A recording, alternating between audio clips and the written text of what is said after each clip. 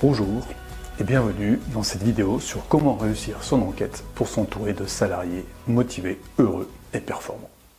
Alors aujourd'hui, je vous livre la troisième clé de la réussite de cette enquête, le groupe de pilotage. Alors comme d'habitude, je vous propose de passer tout de suite à l'action en imaginant comment vous constitueriez ce groupe de pilotage. Quelles sont les questions qui vous viennent à l'esprit et quelles sont vos pensées et voilà. Alors je suis Philippe Tanguier. Je suis développeur de capital social humain. En bref, j'aide les entreprises à s'entourer de salariés motivés, heureux et performants. Alors, l'enquête auprès des salariés, c'est une aventure collective. Et donc l'idée d'un groupe de pilotage, donc la notion même de groupe, va tout à fait avec cette idée de collectif. Vous posez la question, mais quelles sont les missions de ce groupe de pilotage? Alors, je vous répondrai sur 4 grandes missions. La première mission, qui va peut-être vous surprendre, c'est d'objecter au projet. Pourquoi? Parce qu'en fait, si ce groupe de pilotage vous pose des questions, n'est pas tout à fait d'accord, il vous oblige en fait à apporter des réponses, à réfléchir plus avant. Et si ce groupe se pose ces questions, il est probable que vos salariés aussi se posent les mêmes questions. Ainsi, en ayant un groupe de pilotage qui objecte, vous préparez les bons arguments aussi pour convaincre l'ensemble des salariés. La deuxième mission de ce groupe de pilotage est une mission ultra importante que nous avons déjà évoquée. Il s'agit de la communication. Alors là, il y a 4 grandes étapes en fait de communication. On l'a vu, c'est avant le projet, pour remporter l'adhésion des salariés et faire en sorte qu'ils participent massivement à cette enquête.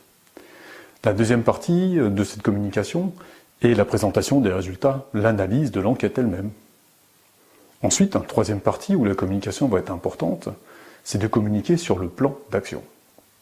Et en dernier, donc la partie qui est souvent oubliée, qui est la communication de l'avancement des actions et des résultats obtenus. Donc voilà pour cette deuxième mission. Le groupe de pilotage a aussi une troisième mission qui va être la définition du plan d'action.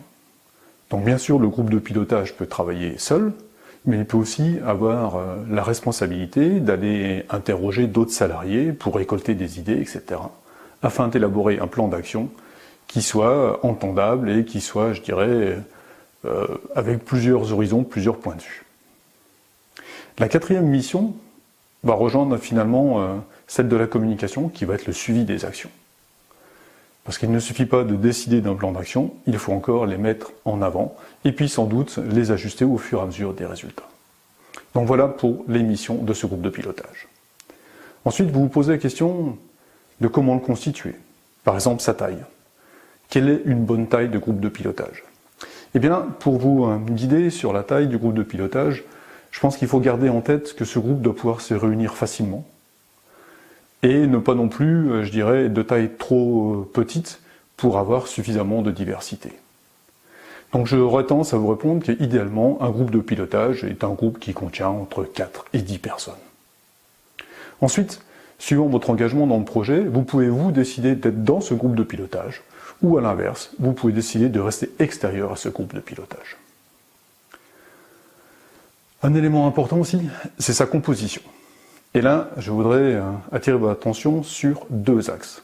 Le premier axe, ce groupe de pilotage doit être composé de volontaires.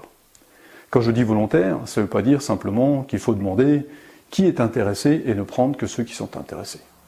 Non, vous pouvez avoir une démarche de management et d'aller inviter des personnes que vous estimez vraiment importantes pour qu'elles puissent participer à ce groupe, en leur laissant bien sûr le choix de refuser ou d'accepter.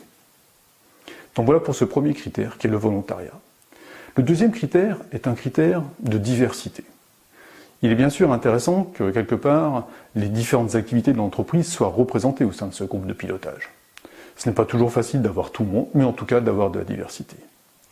Ensuite, en termes de caractère, il est souhaitable d'avoir des personnes qui soient à la fois dans l'opposition, mais dans l'opposition constructive. Puisque une des missions de ce groupe de pilotage, ça va être d'objecter. Donc vous avez besoin de personnes qui ont du caractère, qui ont des idées, sans être par philosophie ou par je sais quelle raison dans le rejet, la réaction ou contre. Voilà, donc vous avez besoin de personnes qui soient constructives, mais qui soient aussi pas des bénis oui-oui. Donc inutile de s'embarrasser, je dirais, de personnes qui sont dans l'opposition constamment, ou de personnes qui sont simplement là pour dire qu'elles sont d'accord. Un élément qui va être important pour le fonctionnement de groupe de pilotage, ça va être son autonomie. D'autant plus, en fait, si vous n'êtes pas partie prenante dans ce groupe de pilotage, de lui laisser une assez grande liberté sur sa façon de s'organiser, d'agir, d'aller chercher de l'information, de restituer de l'information. Et dans ce cas-là, si vous n'en faites pas partie, vous gardez simplement la partie décisionnelle.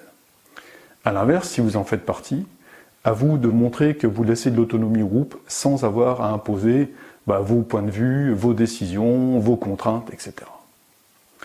Voilà, nous arrivons au terme de cette vidéo. Je vous dis à bientôt pour la 4e clé sur comment réussir son enquête pour s'entourer de salariés motivés, heureux et performants. Je vous invite en attendant à vous abonner pour ne rater aucune des prochaines vidéos. Et bien sûr, n'hésitez pas à me laisser vos commentaires. Je vous dis au revoir, à bientôt, ciao ciao.